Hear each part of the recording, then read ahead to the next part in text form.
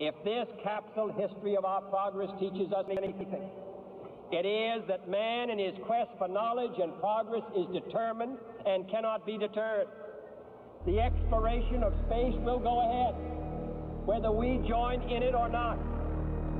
And it is one of the great adventures of all time. And no nation which expects to be the leader of other nations can expect to stay behind in this race for space.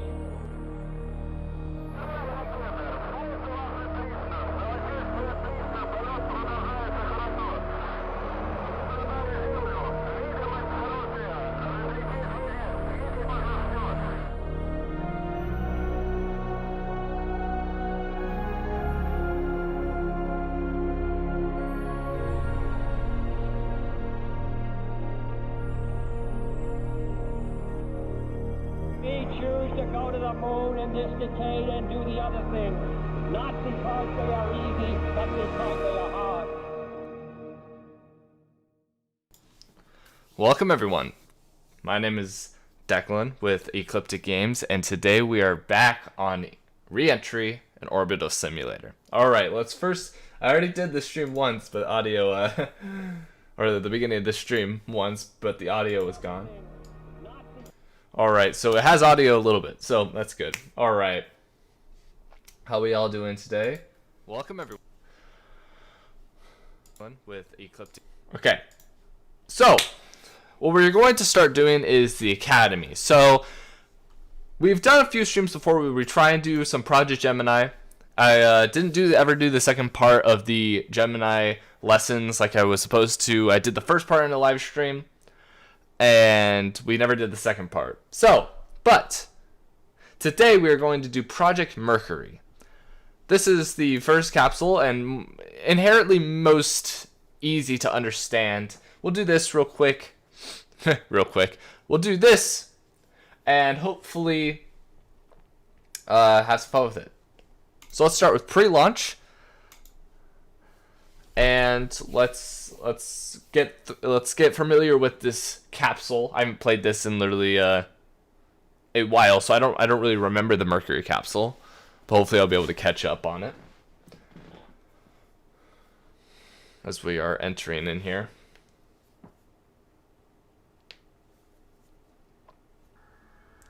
All right, we're entering the cockpit right here. Man. Alright, welcome to Project Mercury. My name is Patrick, and I'll be your instructor here at the Academy. Patrick Air Force Base? Is that... You are currently sitting inside the Mercury capsule on top of the Mercury Redstone launch vehicle. The LV will take the space capsule into space. The launch vehicle. To look around, hold the scroll wheel and the mouse. Okay, I got that. The capsule is divided into a few sections on the dashboard within a colored... can't read today, to easily know where to look. The left side of the panel has the majority of the fuses, the autopilot, the attitude controls, and the sequencer. Alright, so the left side. Okay.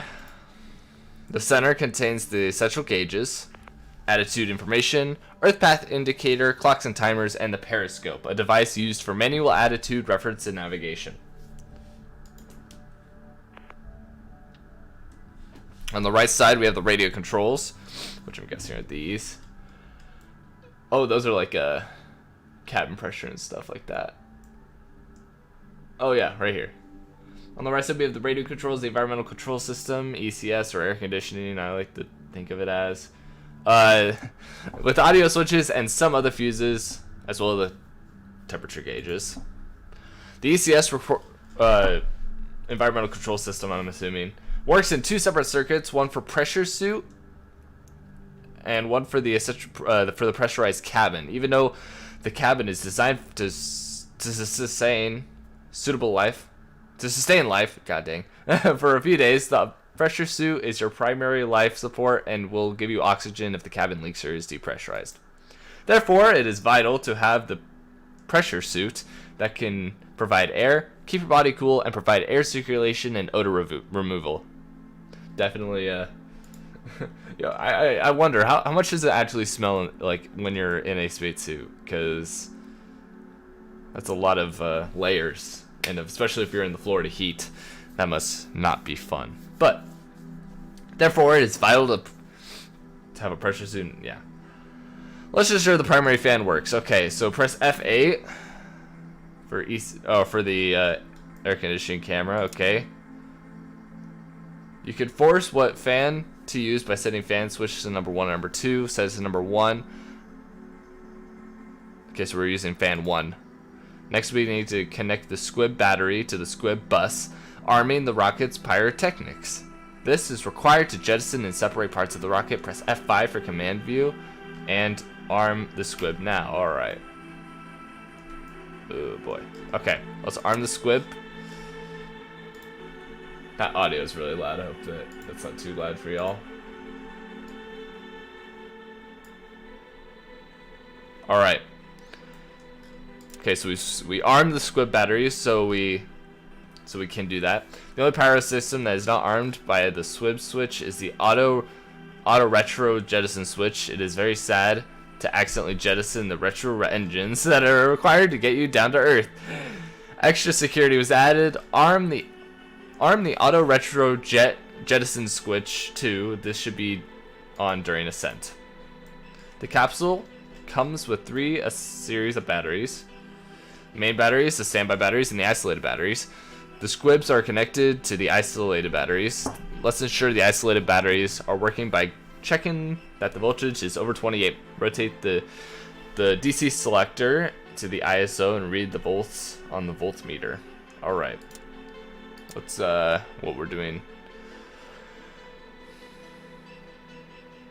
To ISO. Oh, I guess I could have just gone the other way, but that's fine. We're going in here. Read the volts on the voltmeter, which central gauges. Oh, voltmeters, right there. Okay, so we're at 30 volts. Over 28. Yes, we are good. God, the music is really loud actually right now. Let me make sure it's way turned down. I'm gonna turn that down right after we're done with this mission. The attitude panel, there is a time 0 button. This button is protected. Left clicking. Time 0 button. This button is protected. It's the attitude panel. Right clicking will set the protection back on before launch. This protection should be removed so you can activate the time 0 quickly if a timer does not automatically start at the launch. Press F7 for radio view. Alright. The next system we check is the radio communication system. It has 2 modes, UHF, ultra high frequency, and HF, high frequency. You can switch between using the transmit switch, and the primary communication system is UHF. The transmit switch, right there. Alright. Alright, let's set it to UHF. Oh, it's already there. Alright. The capsule is equipped with 2 UHF systems. They are identical, except the primary high-powered one is using a booster to amplify the signal. It goes longer. Versus the low-powered one. Set UHF select to high power. Alright, switch to high power. Tap C to open the radio command menu. This is to send messages to the ground. The menu is visible just below the dark green radio control panel. Alright. Radio check time. Alright, they read me 555 on UHF. I just brain farted there. Click radio check and wait for a response from the ground. We just did that, so hopefully we're good there. Alright, let's try the low powered one. And we'll do another radio check. Alright, good. Click radio check. Alright, we did that. Ah, says Grungier Lamp Gaming. UHF will not always be available during atmospheric re-entry. We will jettison the antenna, so we will need to use the HF.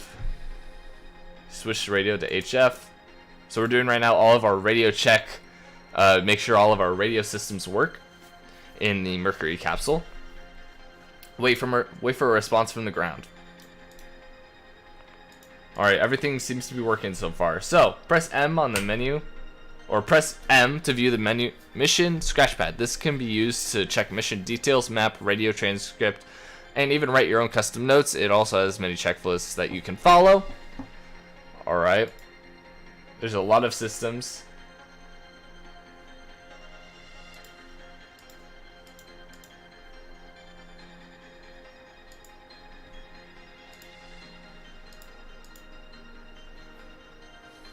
This tutorial will teach you the basics of the Mercury cockpit panels, some of the internal systems. Oh wait, I don't know why I'm reading that. Alright. A lot of systems to learn and understand. Today you will just scratch the surface. Don't worry if you don't yet understand the reason behind the switches we fiddle with today. Alright. That seems fine with me. Alright, main menu. We're turning this music down. Goodness gracious. Alright, so we're going to settings. No? Is there just no way to turn down audio, or am I blind? Oh, there it is. I like the music. It's nice. Definitely doesn't need to be that loud, though. Alright. Alright, let's actually, instead of pre-launch, let's do launch and ascent. This will actually get us off the ground to kick off the kind of 3 famous space programs in American history. Mercury, Gemini, and Apollo. Hey, Artemis program. We're in the Artemis program right now, which is the... Actually, yeah. I guess we're 5 in. Because Space Shuttle. SSTS. STS. Jeez, I'm dumb. Okay. Welcome back, Declan. In this tutorial, we will go through all the steps required to launch and try to complete an ascent. This is the final checklist in your mission pad. Let's go into our mission pad, do the final checklists. We're T-minus 10 minutes. Alright, we're T-minus 4 minutes, actually. Okay. Alright, launch control, ready. Ready that up. We're going to turn on the radio. Okay, we're going to perform a radio check on shoot.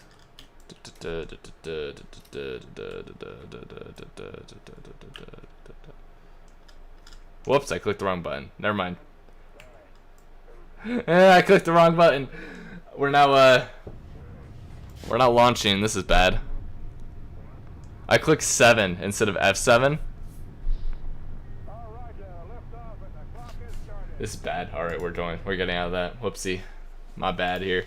Alright. Let's try this again. So basically I clicked 7 instead of F7, which 7 speeds up time. So we, instead of T-minus 4 minutes, we were T-minus 10 seconds there. Which is definitely not enough time to get the pre-launch checklist done to make sure we have a safe and successful launch. Now we're loading in here.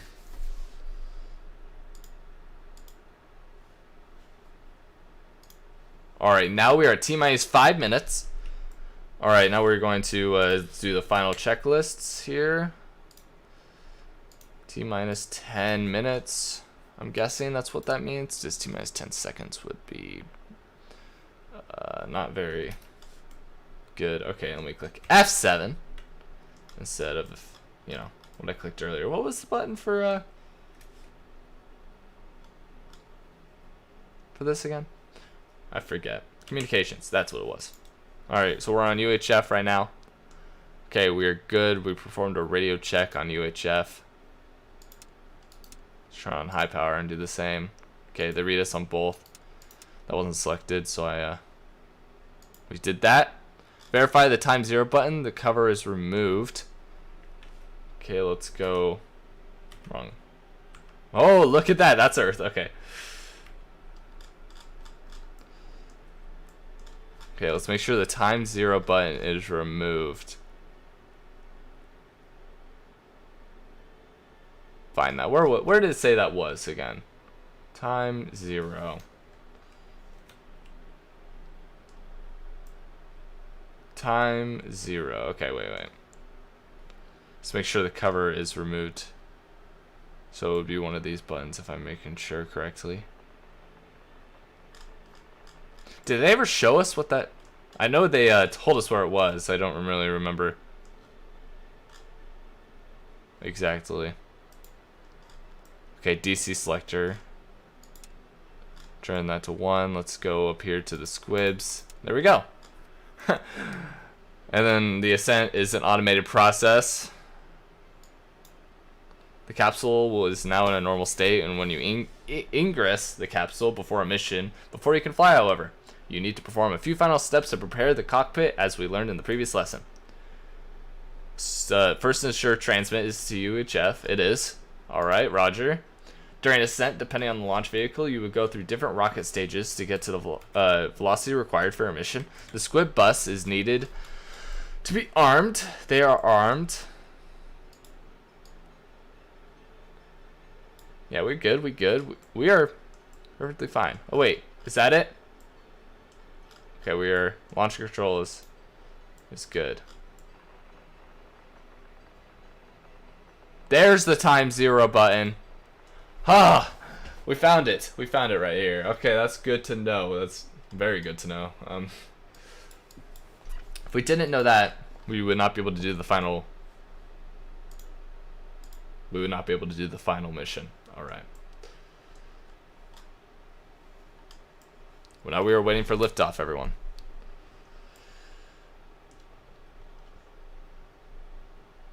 Time from launch.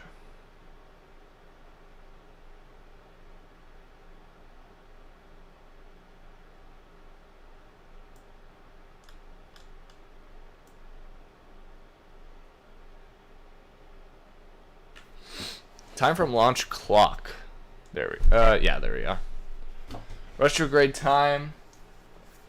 I'm guessing that is when we are going to flip our rocket around, or our capsule at least, and go retrograde.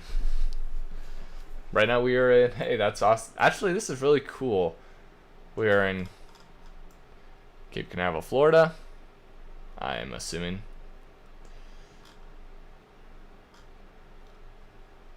Actually, what's this launch from Kennedy Space Center? Actually, we can just see right now. We can, it's pretty easy to tell.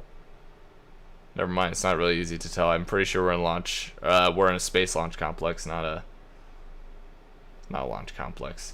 All right, let's get back in here. Now we can use this. Makes time go a little bit faster. All right, T-minus 15 seconds.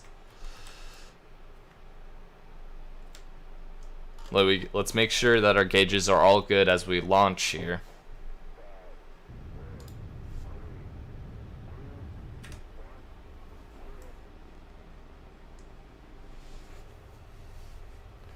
Umbilical disconnected. We are lifting off.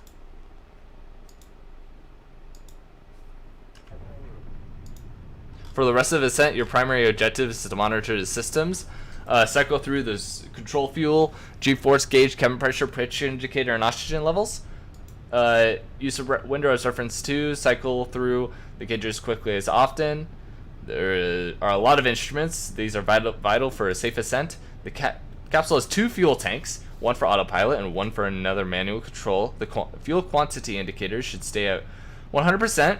Both auto. Okay, let's actually try to find these gauges. Okay, we are going here, boys. Okay, our cabin oxygen levels looks good. Sensor temperatures, suit environment, fuel quantity.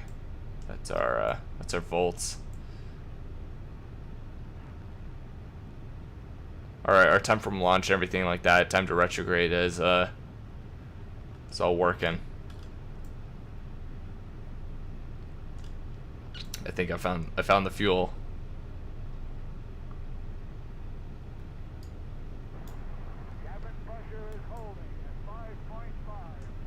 Alright, above the descent gauge you will find the accelerometer. The G-forces will build up when accelerating. Yeah, I feel like we can feel that. We are now almost in space, or at least it's black.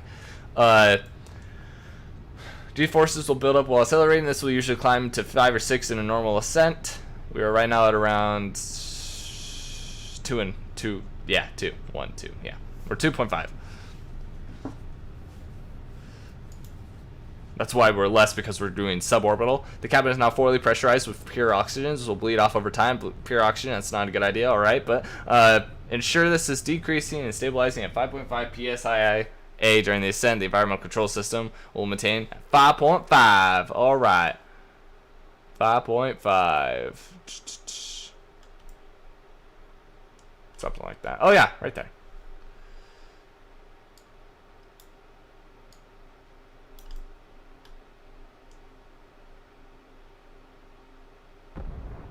Ow. Oh, it's just... ACS is controlling them automatically. When the primary tank is empty with less than 10, it will switch to the secondary tank. There we go. Now we are now separating the capsule.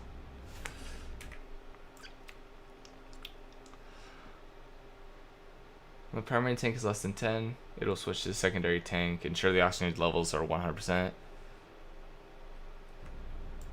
Alright, there's our pitch and all that stuff.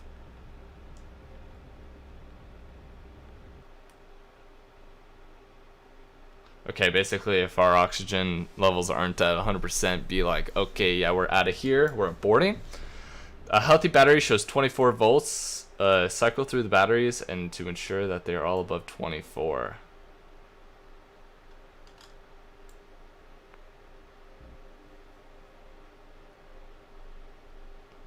Yeah, that looks like 24, or about right around 24 to me. Except that one. That one's at like 12.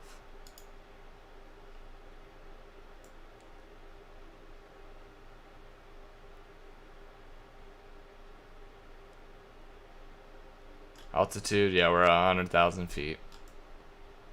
Whoa, this is a view. That's awesome. You could see our stages down there. Check cabin air temperature. Right, yeah, right there. That's suit. God dang it. There we go. No? Am I dumb? Somewhere over here. There it is. If it is too cold, adjust temperature settings below the hatch rightmost panel. Never exceed 120 in either or both of the circuits. The sequencer lights to the left of the main panel will glow if, depending on what stage you are. White means that they are not processing. Orange means that it's processing, or that something went wrong. Green means the step is complete. So we are now. Our next thing is retro sequence. Once the power, now there we go. Okay, once the tower is jettisoned and the capsule is separated, the ascent is complete. After the ascent, your capsule will rotate 180 degrees in yaw, and the position you want position you in a normal orbital attitude automatically. Ow. Okay. All right. Yeah, we did it. What is that? Retrograde warning? Is that what it means? Okay.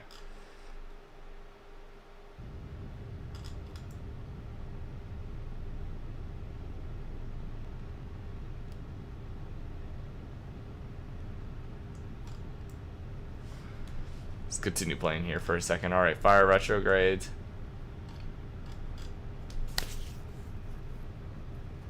We're gonna start going back down here in a bit. Okay. Let's continue.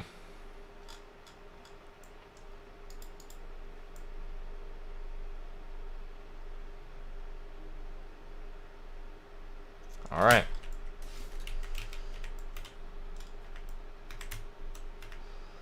We're done with this lesson. We're now into 3 out of 7. So this is the first one. And we've been going for 24 minutes. So I guess we'll see how far this goes. So if we do, yeah, we're on 3 now. Okay, let's do checklists and whatever the second word is, I don't really remember. All right.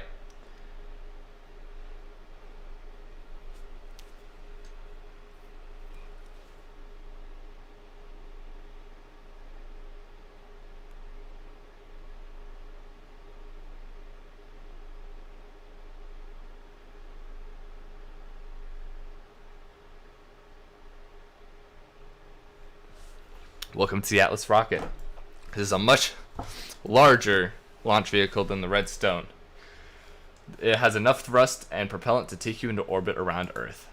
Preparing the cockpit and is the same as in Redstone, but today you will use the checklist found in the mission pad. Press M and read the briefing tab for a primer in the checklist system and click on the checklist tab when ready. Alright, so in this mission we use what you've learned in the previous 2 lessons to launch Atlas into space and understand how the checklists work in your mission pad. Complete the tutorial. Alright. By default, the only checklist you need to follow is the final checks checklist. Click on it, you can follow it manually, or click run, you can do the latter now. Alright, let's actually do this. So, perform radio check on UHF. Redo 5x5 on high power and low power. Alright, let's do that. We performed a radio check. Verify time button 0. Okay. Remove the cover. Alright, that's the time 0 button, I'm pretty sure.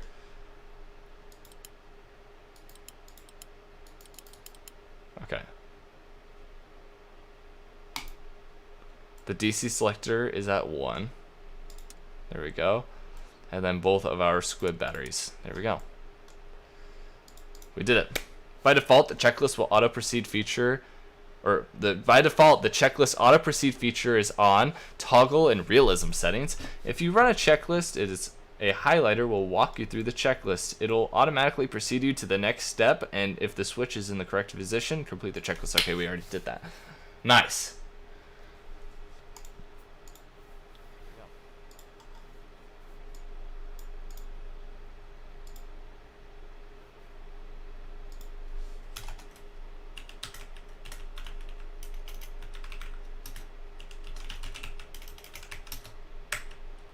Right now we are just waiting for liftoff.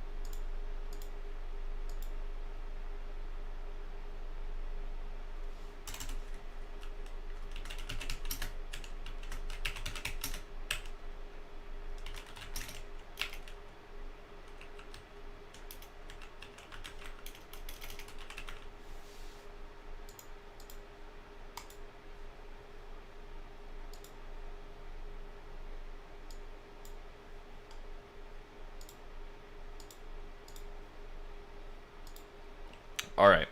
Sorry guys, I was just I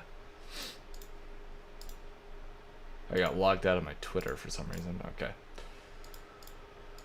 So, with that, right now we are going to speed up time a bit until actual liftoff. I'm not sure if that time, if I was supposed to, if time 0 is supposed to not have the red, or if it's supposed to have red because it was not red there for a minute. T-minus 15 seconds until liftoff of the Atlas rocket with the Mercury capsule on top of it. Right now, 8, 7.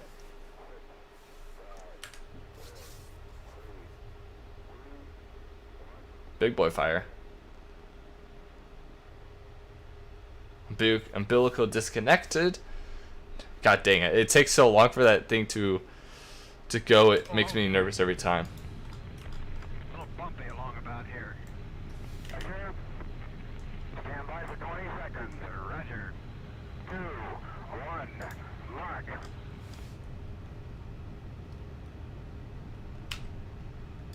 The ascent checklist. Let's do the ascent checklist.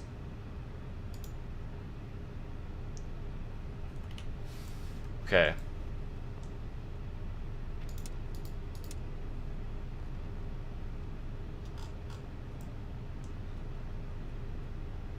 The auto jet.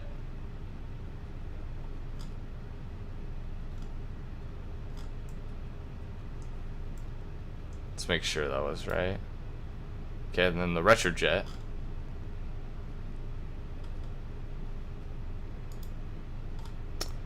Alright, waiting for booster separation. We are hauling butt. Alright, alright. Another step in the Atlas ascent is the booster stage. Considered a half stage, will only remove some of the weight in our 2 booster engines once they are no longer needed.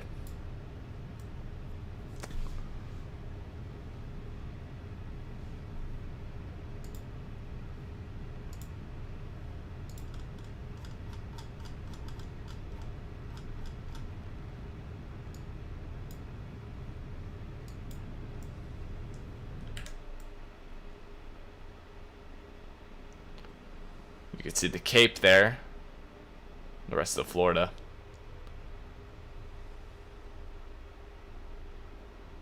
Is that the VAB? I see the VAB down there.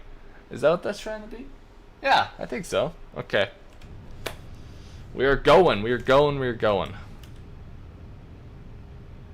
Hi. Okay. Additional step to prevent the retro engines to jettison accidentally. Jettison tower, that is process. We're awaiting it. Hopefully that goes successfully. Jettison tower is green. Okay, we're about T plus 2 minutes 33 seconds. The tower is gone. We're about halfway to orbit. The sustainer engine is now powering for the final journey. To prevent retro engines to jettison by accident or failure, we're going to turn that off. Okay, we're good. Good. Disconnect the power by opening the circuit using the... Okay, there we go. Disconnect the power by opening the circuit using the retro jet fuse on the right side of the main panel. Great. By doing this, you will have additional security around your retro engines. They are your only tool to get back to Earth once you are in orbit. For the rest of the ascent, monitor the instruments to try and learn if you are ascending into orbit. The lesson ends when the capsule separation. Okay, that sounds good to me. We're just waiting separation. You know, it is pretty. Oh man, what was that?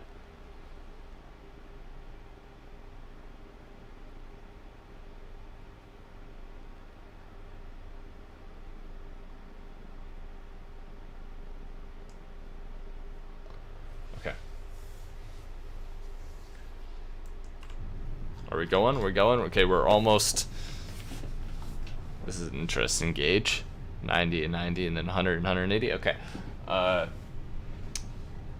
yaw is at 180. Our rolls we're didn't seem like we had to do a roll maneuver. That's, I guess that's good. Ooh, it's a sun. Okay. So with that, kind of a waiting game right now. Are we getting into orbit? Let's check our pressures. Okay, that looks good. That looks like it always has.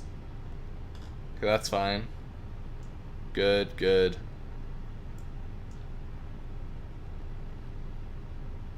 Don't know.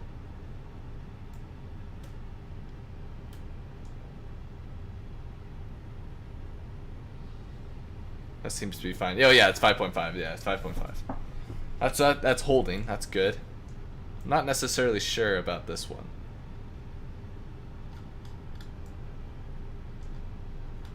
Our pitch is increasing significantly. Okay. Engine cut off. Separation confirmed.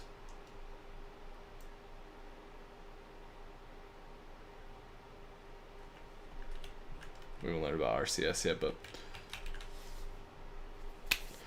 good job. You can end the mission by using the escape menu. Good to know. Alright, so roger that. Continue. End session. Nice job, guys. We are now done with 3 out of the 7 in 30 minutes. 34 minutes. Okay, that's fine with me. Okay. Lesson 4. Electricity. In this lesson, we learn about the electrical power system, EPS, and the Mercury capsule. Okay. So we've learned what to do before launch, what to do during ascent. Then we need now for the Mercury Redstone rocket. Now in lesson 3, we learned about the Atlas rocket and what we need to do to actually get into orbit. And this one, we learn about the electrical systems in the Mercury capsule.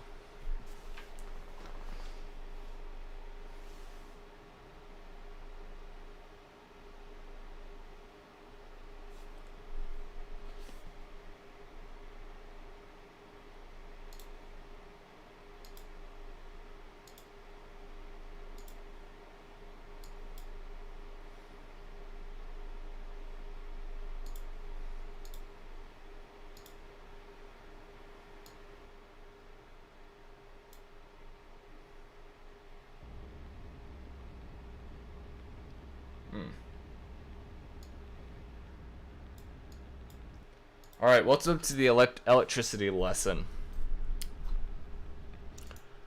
Umbilical disconnect. Mercury space capsule comes in with the electrical system that is capable of producing both DC and AC, direct current and alternating current. Electricity. No, wait, it literally says it right here. Okay. It is supplied by 6 rechargeable silver zinc batteries, each of 24 volts. The main batteries are connected to the main DC direct current bus, where most of the electrical DC systems are connected. 3 of these batteries are wired in parallel and is considered your main batteries. If your main battery should fail, if your main battery should fail, you will have to use backup standby batteries, 2 wired in parallel, that will keep you're powered for a while. The last battery is called the isolated battery. Okay. And is used to give power to your important squibs. So these things over here. Remember, squibs are the system that powers the pyrotechnics for separation and jettison. So very, very important. If you have failed stage separation, that is the end of your mission. You can check the status of the batteries by using the volts gauge. Okay, the volts gauges are over here, these 3.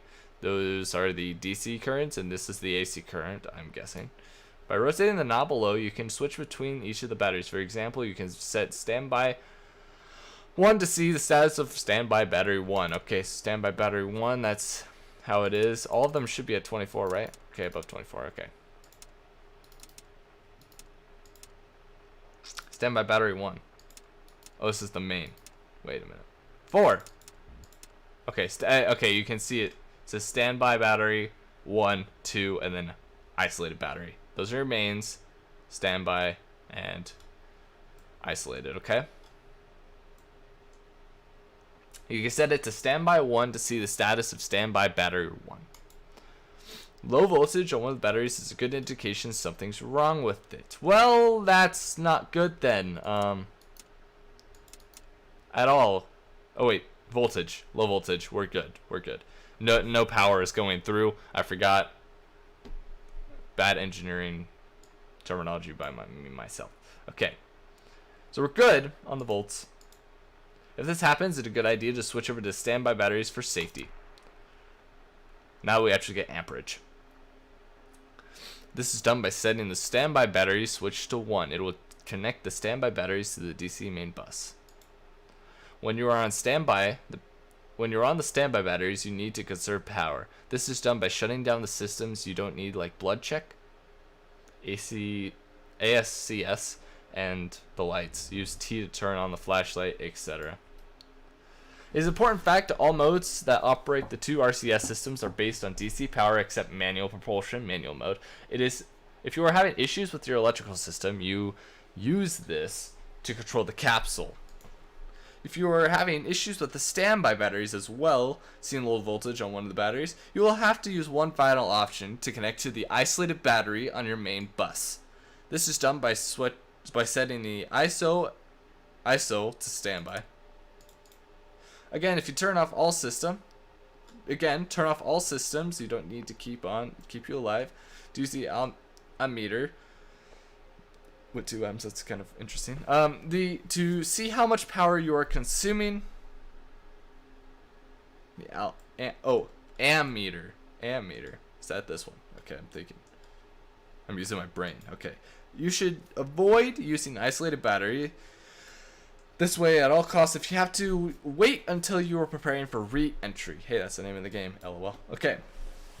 The source of the ammeter is controlled by the same knob used for the volts gauge. Let's get back to the original setup.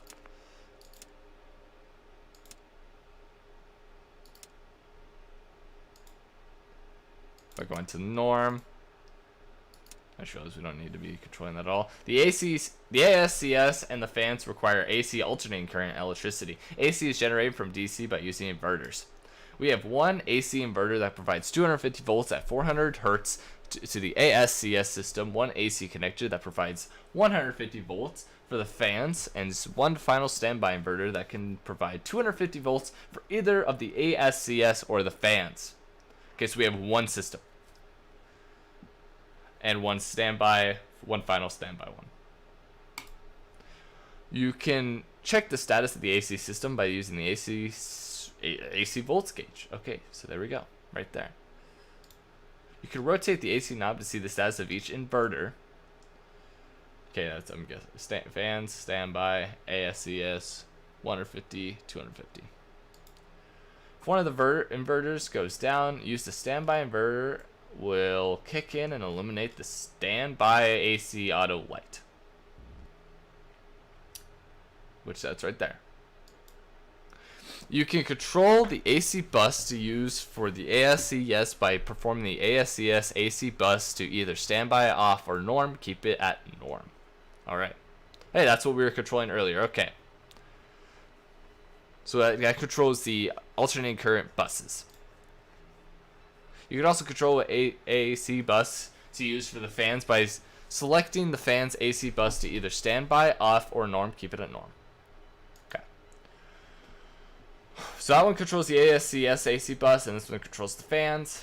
I'm guessing that's audio, okay. Now set the AC select row to standby. Nothing is connected to the standby inverter, so it should be at 0 volts. That is correct.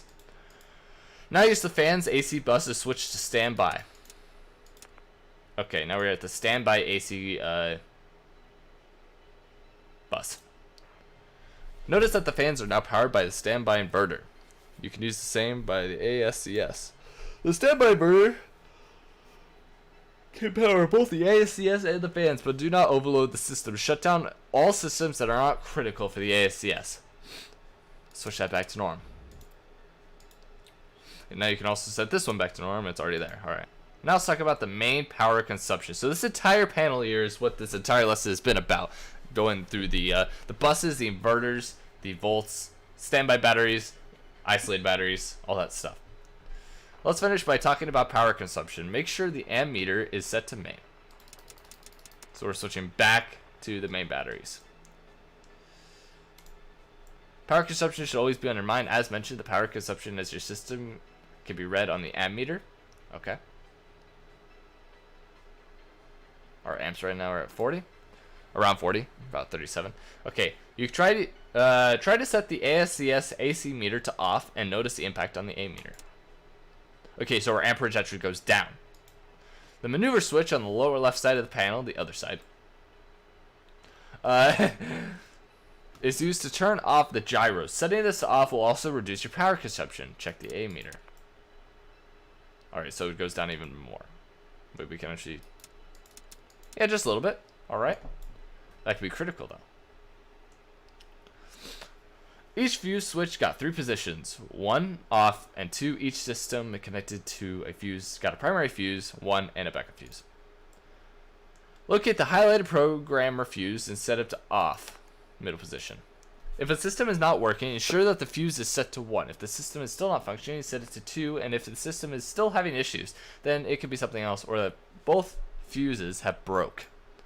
Pay good attention to the various battery states, power consumption, and react as soon as possible if you see something strange. Electricity produces a lot of heat, so pay attention to the cabin pressure indicator and avoid unpleasant situations like fire. Yeah, that would be good. Fire in the cabin is never a good thing. Okay, we're done with the electrical lesson. Good job. We did it. Oh no. Power off. Oh no. Alright. We're done there. Now we're back into the main menu. We have completed 4 out of the 7 lessons. Have I ever even done the full exam? I have. Interesting. Virtual reality. That would be crazy in this game. That would be so cool. So cool. Alright. Let's do another audio check and make sure I don't have it. Now we're back into the main menu. We have completed 4 out of the 7 lessons. Have I ever even done the full exam? Okay, so I always have some unnecessary gain. I don't get what's going on with this microphone, but you know, we're gonna turn me down even more. I can make sure I don't have it. Like when I go to the higher levels of my microphone, I always get gain. I'm not sure if there's some type of limit I'm reaching, but like my microphone's not even that like close to my face. I always have some unnecessary gain. I don't get what's going on with this microphone, but you know we're gonna turn me down even more.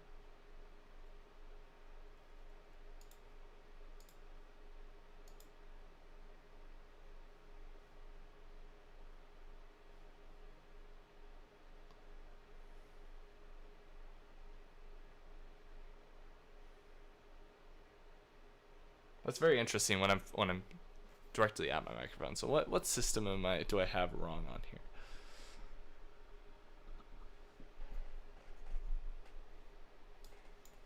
All right, I'm testing something out here. So thinking about, I just turned what I think is the gain meter on, but there's like a little gain knob on my thing.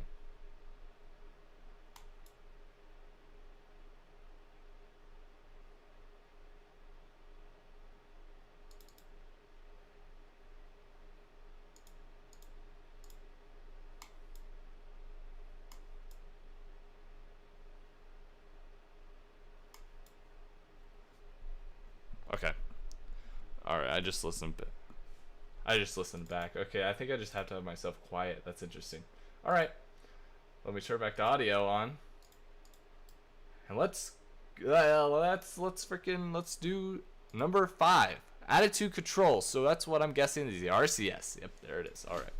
RCS thrusters, mostly a little info on them. I guess they're mostly pressure-fed engines, little engines that go on the side that control your attitude. So that's I'm trying here, guys. Yeah. All right. Now we are in space and we need to do maneuvers. So we're doing our attitude control as it's loading still. Okay. We're now spinning like a top. Okay, well, I guess on our side. Yeah, you see the RCS thrusters right there. Umbilical disconnected. Richard, welcome to the RCS tutorial. In this lesson, we will take a look at various systems of Mercury capsule to help stabilize it.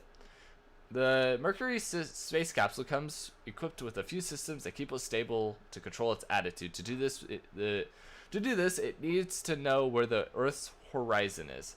Two mechanical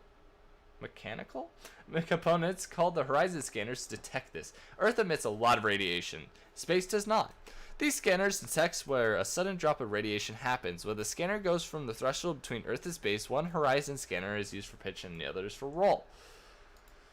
These are operated at a frequency, so if you see a sudden change in pitch or roll, this is the reason.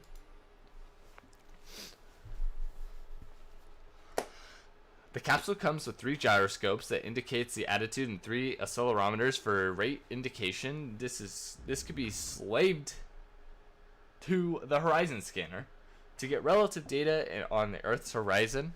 To the Earth's horizon, this is how it knows its orientation in space. The pitch horizon scanner can only forward with a field of view of plus or minus 35 degrees. Same with roll, but it looks to the side. If you are outside the horizon scanner's field of view, the gyros will revert to free mode. Jesus Louise, there's so many so many slides here. Okay, when the gyros are in free mode, the attitude will change based on the thruster changes. This can introduce error in attitude. When the horizon is detected, they will snap back into slave mode and you will see a jump in the attitude indicators. To automatically control the aircraft in various situations, a system called the ASCS. Hey, we know that one from the last lesson. Now we actually know what it means. Automatic Stabilization Control System. Thank you. I didn't know that. Okay. Is used. In this mode, the spacecraft should be able to orientate itself. Keep a given attitude based on the spacecraft's phase in the mission. To maintain or change the attitude, the spacecraft is using something called the Reaction Control System, or RCS. This system can be controlled by the ASCS, a backup rate stabilization control system, RSCS, or by manual control. The RCS consists of many thrusters that can alternate a spacecraft's orientation. These are the thrusters that are used to change roll, pitch, yaw, or modify the capsule's angular momentum. The capsule can be orientated and controlled by either the automatic mode by using ASCS or 3 astronaut controlled modes, FBW, MP, RSCS, and let's first focus on the ASCS and then move back to the other modes later. These systems establish and maintain a stable platform with 4 basic automatic modes: damper, orientation, attitude, hold, and reentry. We will get back to these, but let's get familiar with the controls. In the virtual cockpit, press F5 camera to see the stabilization control panel. F5. I'm looking outside, so I'm guessing we're just supposed to zoom out. And it's somewhere. Alright, so a panel named the ASCS mode select with 3 switches configure the system in conjunction with 4 pull handles, a black manual pull inside, and 3 white ones for pitch, roll, and yaw. Okay, so stabilization control panel. Stabilization control panel.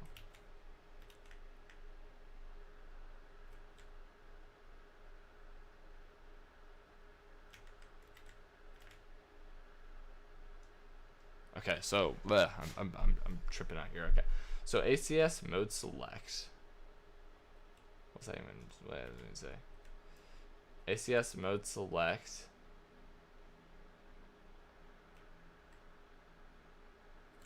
Where in the bloody is this? Oh, there it is. Okay, okay. So we know where the ACS mode select panel is. A square named. Okay, so this is where we're supposed to be looking. Okay, with 3 stabilization with 3 switches configures the system in conjunction with 4 pull handles, a black manual pull handle, and 3 white ones for pitch, roll, and yaw. Okay. Currently, the system is configured to use the ASCS control the spacecraft fully automatic. This means that it will slave the gyros to the horizon scanners. Use the automatic RCS system to orient and maintain the spacecraft in a retro attitude. The 2 switches will need to follow. The 2 switches needed to be in position to enable full automatic control. First of all, the ASCS mode must be set to norm. Okay. Okay, it's already set to norm. Okay, nice. Already set to auto. Lastly, the black manual handle. Okay, so this one, I'm guessing, is to switch to manual control. Okay. In position like it currently is, in, unless you mess around. Okay. In this mode, the automatic phase shifter system decides the orientation. This system is what rotates the spacecraft 180 degrees in yaw after launch vehicle separation. Automatically orientates the spacecraft after rotation, maintains orientation, and rolls the spacecraft before a re-entry.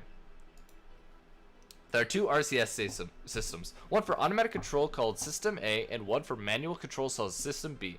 The automatic ASCS mode we just talked about is using the Auto RCS System A. The middle auto switch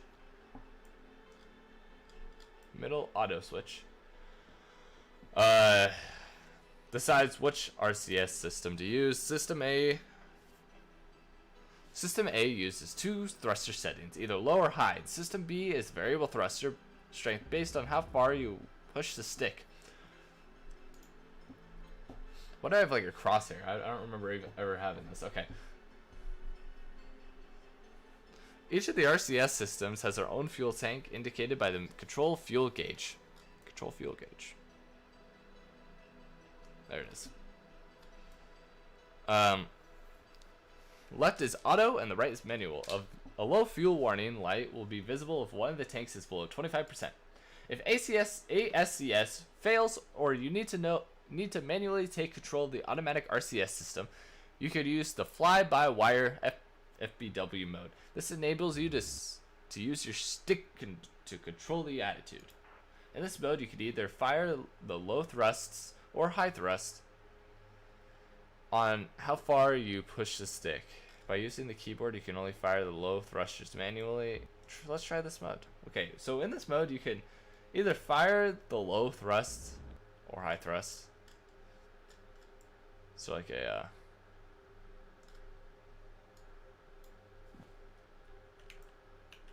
so these are the sticks, I'm assuming. Okay, low thrust. Let's try this mode. Decided to fly by wire. That's what that means. Okay, it's already there. Use W and S to control to change attitude. Notice you're burning fuel from the from the automatic RCS system. Remember to use the small thrust. You have very limited fuel. If you have time, it's better to use small thrust at a slow rate to get to your desired orientation. Okay, I have a question though. How do you get from low thrust to high thrust? Or am I actually dumb? Am I just reading blankly?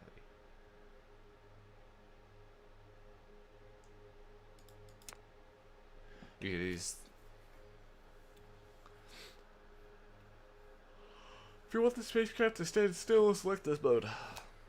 Try it now, and you still might see some rotation after the FBW mode. If not, create some by using the FBW first. If you do not want to go fully manual propulsion system, set the first ASCS to norm. It could also be set to aux. It doesn't matter, but for now use norm. Okay. Select that to rate command. Pull that out. In this mode, you will be able to thrust manually in all directions. This system is available even if the electrical system should fail. Try to change the attitude by using WS for pitch, AW for roll, and QE for AW for yaw.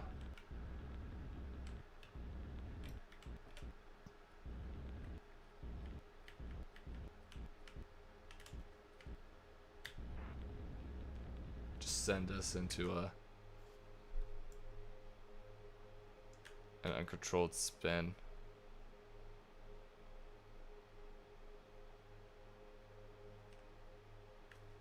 All right. So far we've looked at the fully automatic mode, the FBW mode, and the manual mode. Let's look at the last mode, RSCS. Okay, so that final one. So we looked at fully autonomic mode, automatic mode, FBW mode. I'm trying to relive these in my head to try and understand them.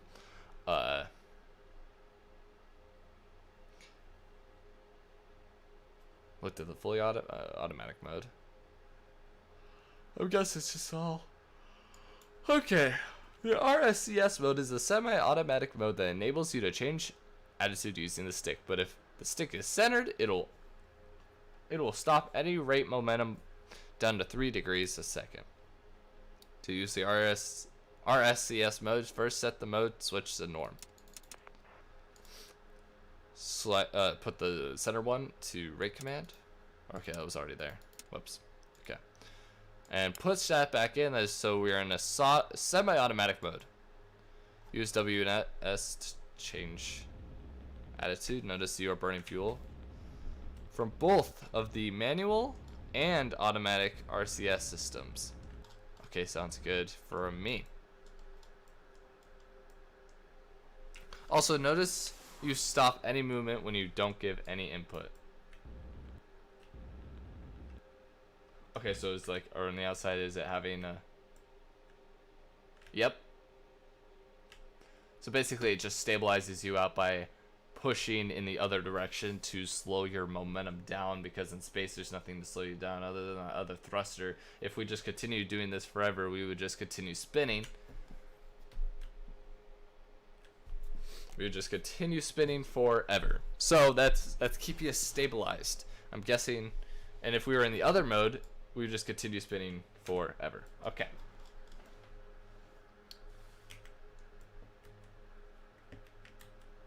Trying to get my camera all put together. Okay. So we were burning fuel from both of them.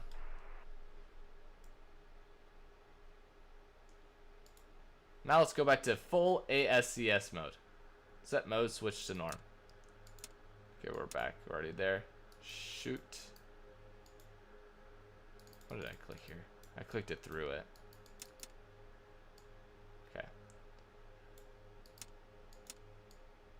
it the middle auto switch to auto? Okay, I think now we're in the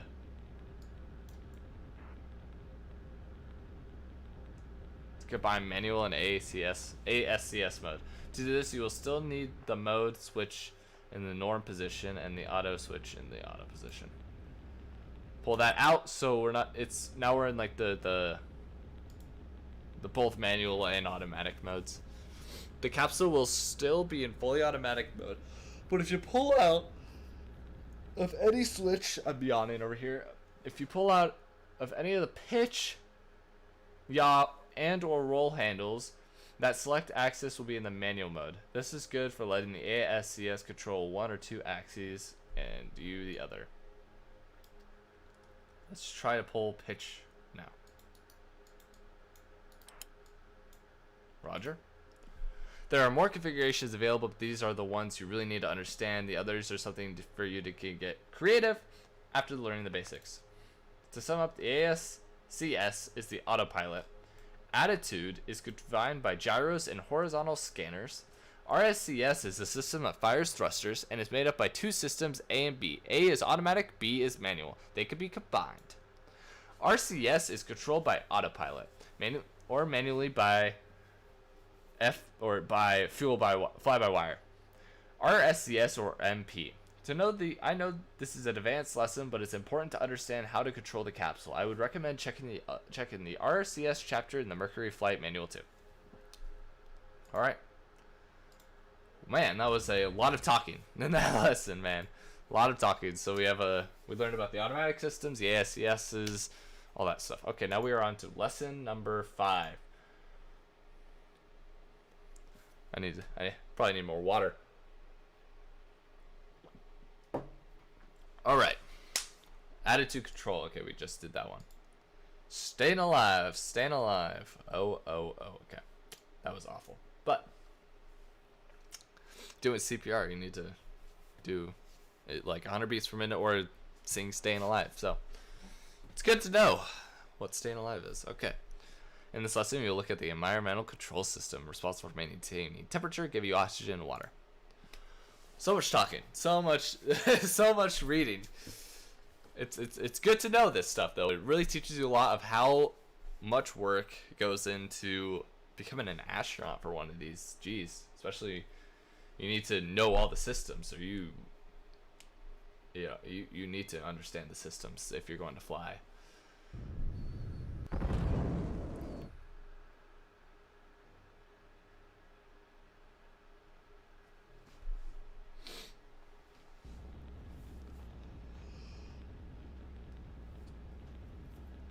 Alright, welcome to the ECS lesson. Umbilical disconnect. The ECS has one primary job: keep you alive in normal Earth-like conditions. Means providing oxygen, regulating temperature, as well as providing water, cleaning the air, and so on.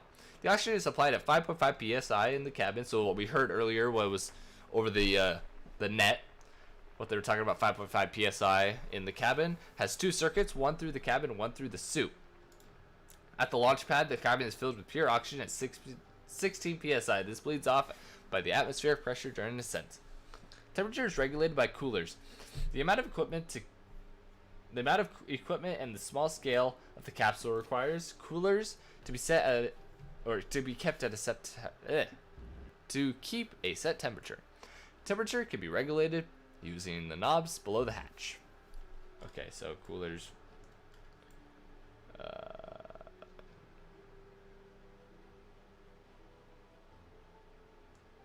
The knobs below the hatch. Wait, hatch. Okay, well, we gotta go. This is the ECS stuff. Okay. There are two environmental circuits. Circuits, yeah. One for the cabin, one for the suit. Air flows through these circuits, and each has a system to keep them fresh. Water is used as the coolant, and two heat exchangers, one for each circuit. It is used to regulate temperature. Air is pushed through the cabin and the suit by 3 fan systems, one for the cabin and 2 for the suit. One primarily and one backup. The backup fan will automatically start if the primary fan starts. We have two switches for controlling the fans. First, we have one for turning the cabin fan on or off. If this is off, the cabin temperature will increase. Keep it on. Two switches for controlling the fans. Okay, there it is. Okay, it's on right now. So that's keeping us cool. It doesn't let it heat up. Then we have the switch for the manual control of the suit circuit. You can choose between the norm, automatic, number 1, or primary fan, or number 2 for a backup fan. Okay, so norm is just the regular, and if you need to actually manually do that. Okay, you can check the amount of oxygen you have left by using the oxygen gauge. You have 2 oxygen tanks, 1 primary and 1 secondary. These are controlled automatically. If the cabin pressure is outside of normal range below 5.5 psi, alarm will sound. You can silence alarms in the correct tone, so what we did accidentally earlier. In case of events like a fire, you can decompress the cabin from oxygen by pulling the decompress panel.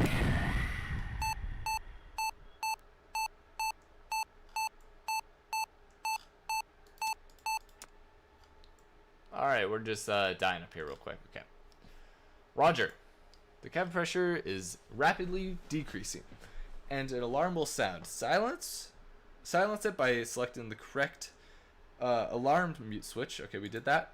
To stop the venting of clean air, push the decompress handle back in. Okay, so now we're not dying as much. You can repressurize the cabin by pulling the repress handle out until the pressure gets at 0 right now. This is stable at 5.5 again.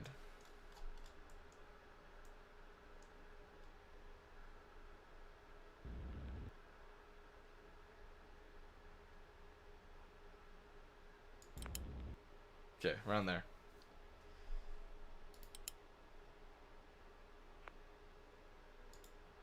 Once at 5.5, push the handle back in. Notice this consumes a lot of oxygen. Remember to check your oxygen levels frequently. The far right panel lets you control the temperature. When you are on the sunny side of orbit, the temperature will increase and the dark side will decrease. Use these in conjunction with the temperature gauge.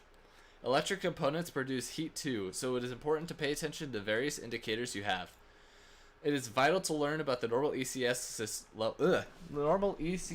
levels are to understand when something is wrong. Check the gauges frequently. Okay. Good job. There we go. We're done with number 6, I think this was. Number 6. Okay, now we need to do the sequencer. The sequencer, the programmer, is what controls us what stage of the mission we are in. Okay, let's do this.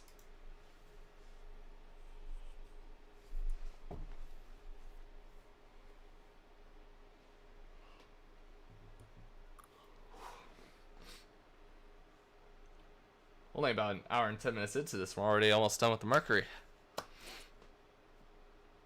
I guess that was the goal of this stream anyway, but...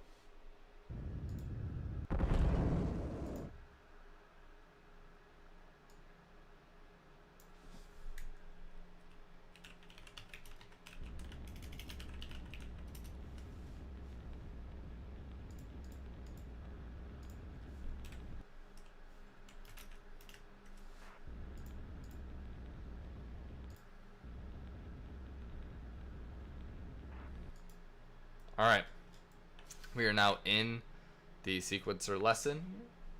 Let me pull this up real quick. Okay. Alright, welcome to the sequencer tutorial. In this lesson we will cover the sequence programmer, a system responsible for the event sequencer of the capsule. It handles all automatic events in the ASCS mode by providing power to various electrical systems. The programmer controls the sequence system, so I'm guessing this. Controls all events and states its missions consist of. It has a simple user interface (UI), where a column of lights easily displays the current state, so that those are there. There's a list of lights on the left side of the panel. Each light has 3 states: unlit, normal, and pending. So the pending is orange, normal is green, unlit means it hasn't happened yet,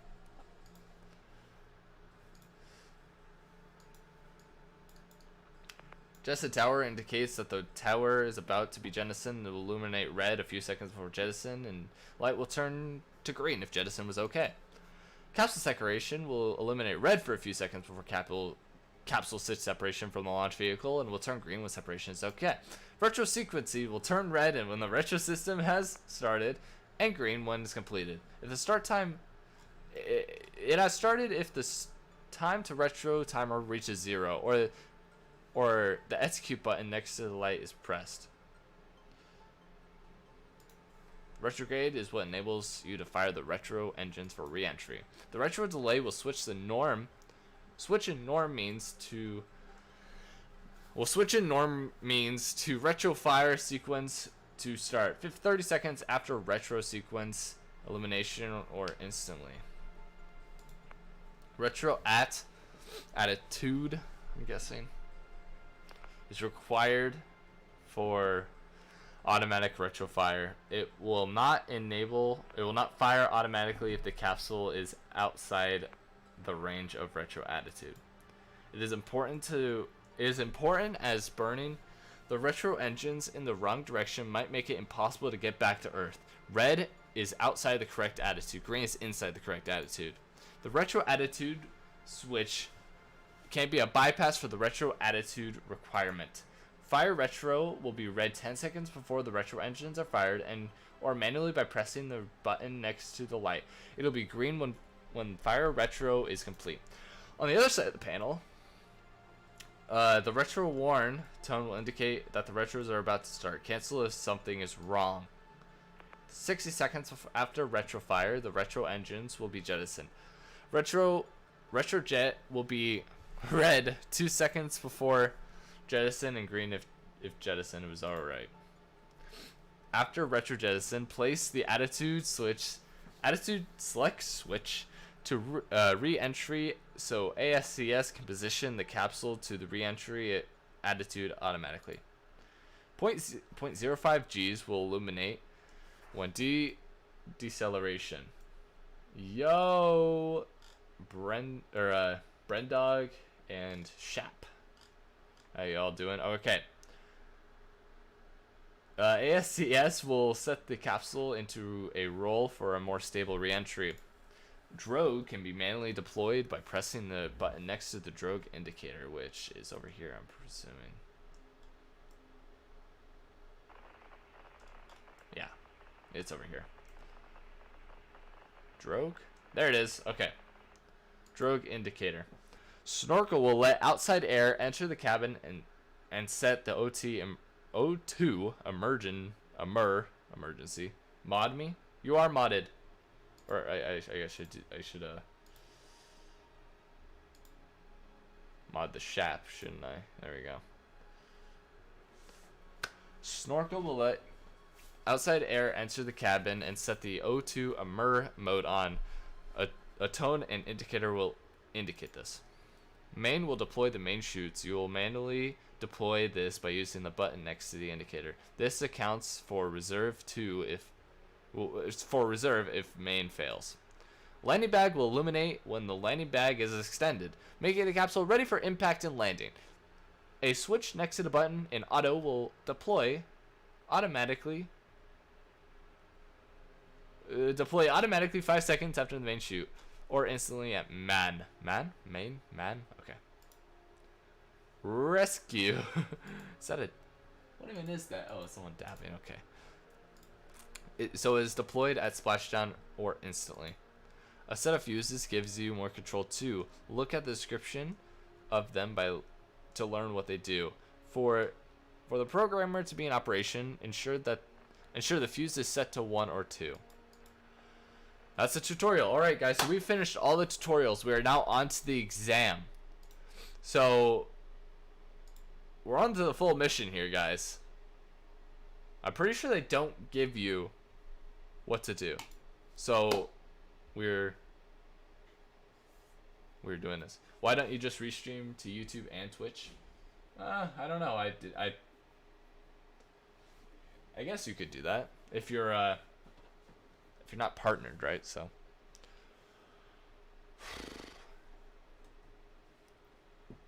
too easy, says Shap. All right. Wait, oh, what question is this? Does this still work somehow?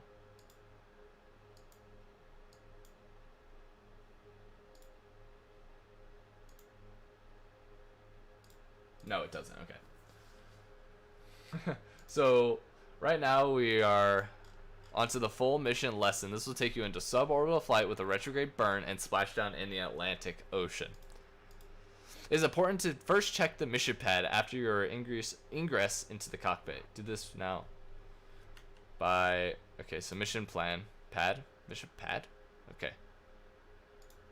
Now prepare for cockpit using the final checks. So we're going to turn that left. Suit temp to 2. Okay, this is a little bit different than what we were doing earlier. Launch control left. We did that. Okay. Perform radio. Okay, that automatically did it. Nice. Perform radio test. Okay, so we have to hit the communications panel. Perform radio test on UHF. So we did that. Reduce 5x5. Let's go on high power 2. Okay, UHF. We're good. Now let's go back to low power. Verify T0. There we go. The cover is removed. The DC selector, let's turn that to 1. And then turn on both of our squibs. Okay, now we are awaiting liftoff. How you guys doing in the chat? Nice emojis. Brendog.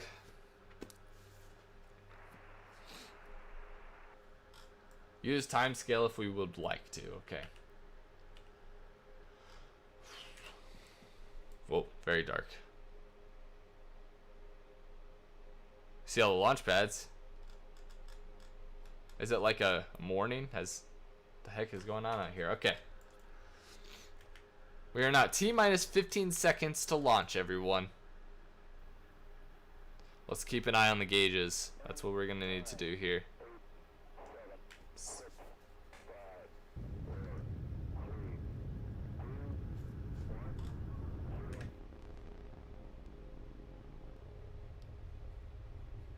Umbilical disconnected. Liftoff of the Mercury capsule. Liftoff. Okay, now let's do the ascent checklist.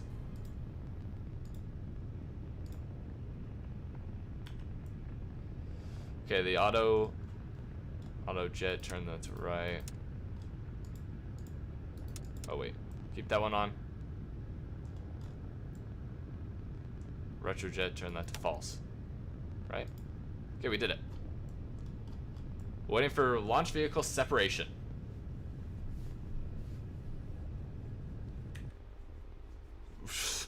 This looks intense. This looks like something out of a movie. Oh. What in the world is going on with the outside view? It's like you can't even see anything anymore. That's so trippy.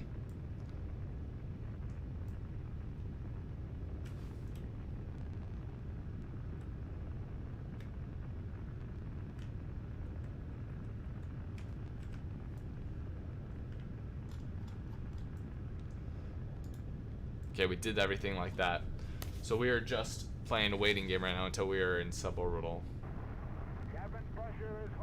Oh yeah, we need to keep our eyes on the gauges, make sure nothing goes wrong, and we have to abort this thing actually. What's even the abort? I don't know!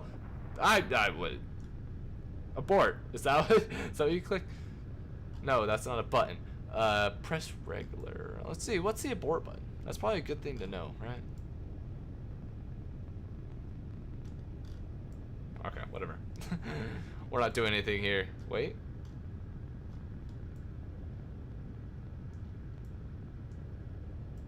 Okay, is our cabin pressure maintaining 5.5? Make sure everything's good. Our DC volts is looking good. Let's check our batteries. Okay, never mind. Okay, waiting launch vehicle separation.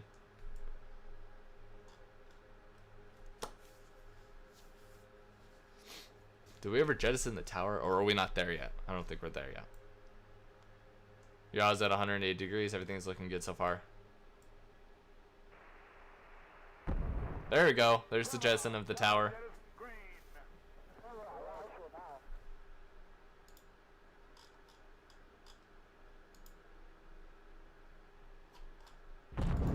There we go. Welcome to space. As this is just a suborbital flight, your visit will be brief. Retro is only a couple minutes away. Feel free to explore the RCS and enjoy the view. Sounds good. Let's turn this manual thing on.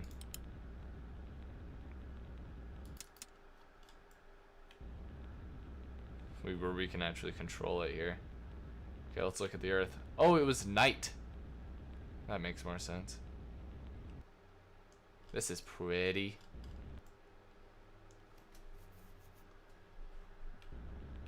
Well, how cool is this? We just got to. This is a suborbital flight today. Only a few minutes to retrograde. Hey, this is Florida. There's Louisiana. You can see it. It's a panhandle. All these cities I'm not necessarily sure about, but it's really cool. Really, really cool. Okay, pre-retro checklist. Yeah, we also got to turn this back to that so it sends us back to normal. Pre-retro checklist. Run. Turns all the sequencers on and stuff like that.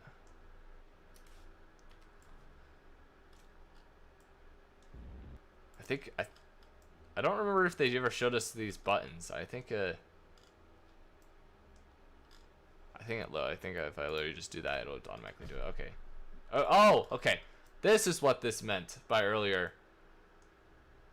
All of these.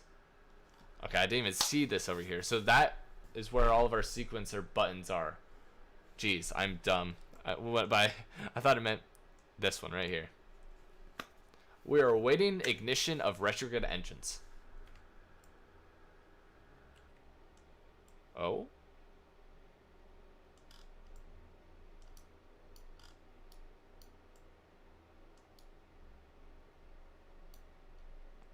That is our trajectory right now.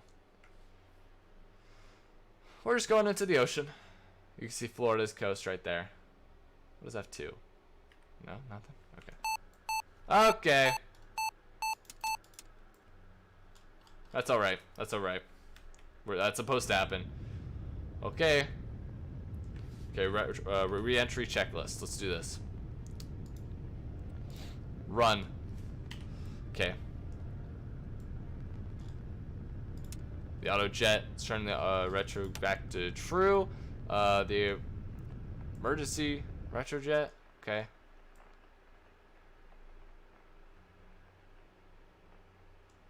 So true, that's good. Attitude select to right. To right.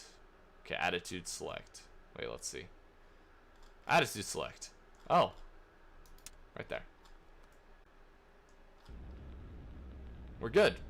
We have done it. There's Florida's coast. Hey, there's Cape. I think that's the Cape. Okay, we're good. Retrograde section separation. It is nice and dark. Awaiting drogue deploy. This is so now we're gonna actually we're gonna re-enter here. Suborbital, but we still made it to space. If we're out, yep, we're there. Wait, times 1,000 feet. Imagine going by feet. That's what drogue and snorkel mean. Makes sense. Main chute at 10,000 feet. Drogue at around 23,000 feet. Snorkel at around 20. Okay, so hopefully all of this goes right. We'll keep an eye on both as we re-enter.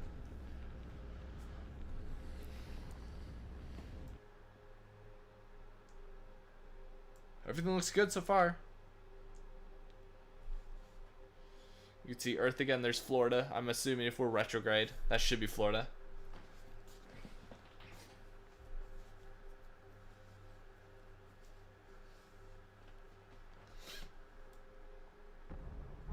Oh man, we're re-entering.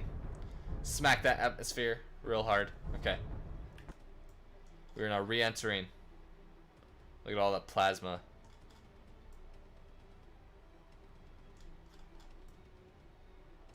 You can't even see anything.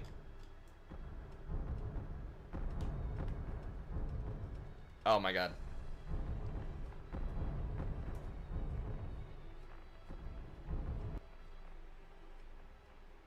Alright, seems like we've re-entered. Our altitude, we're not 70,000 feet. 60,000 feet.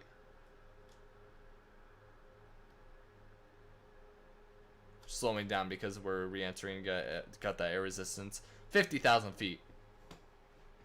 45,000 feet.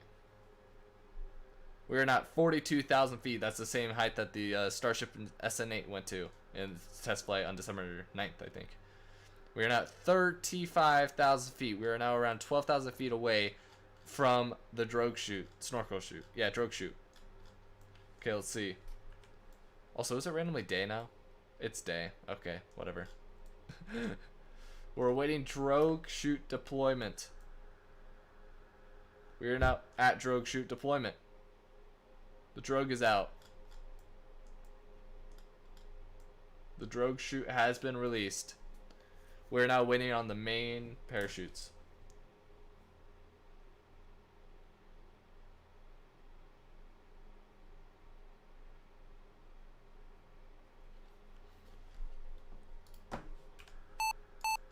Okay, stuff's going bad. Wait, what's going on here? Oh, to emergency. Oh boy. We're at 10,000 feet. We should be fine.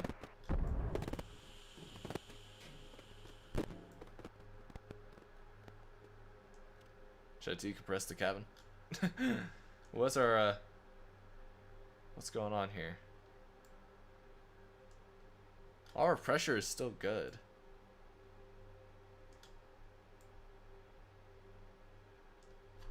Yeah, we should be fine. We're maintaining pressure, so I don't see what's all complaining about. Okay, there's the ocean. We're about to land this puppy. Look at that thing. That's wow. Okay, we right when this lands. Okay, let's turn on time. Wait, can we not do that? We can't turn on time. Is it dilation? Is that the right word?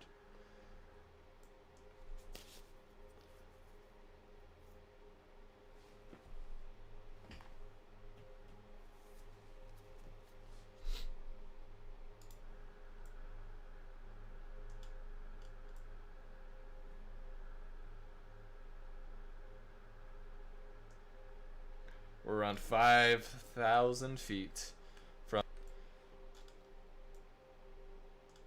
We're being let down very slowly from our parachutes.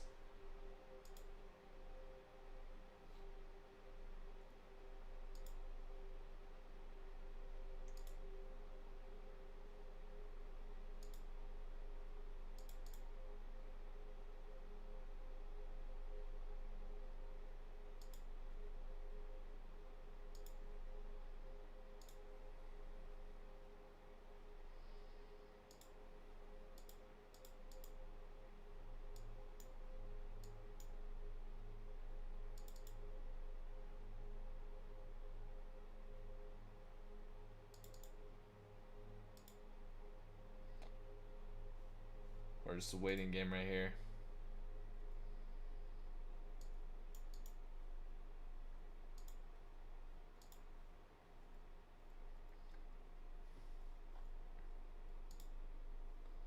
All right, here we are. Touchdown. Whoa.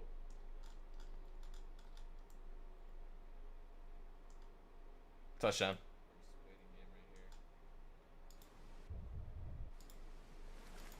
Good job. We did it. We did it, everyone. Good job, everyone. We did it. Good job. All right. That's going to do it for this stream, guys. I hope you guys have a good rest of your day, life, whatever you want to call whatever. And I'll see you guys later. Have a good day. Make sure to hit the subscribe button. Drop a like on this if you enjoyed. If you want me to do the full Gemini mission in one stream, that was a lot of talking for that Project Mercury, but a lot of stuff. I'll see you guys later.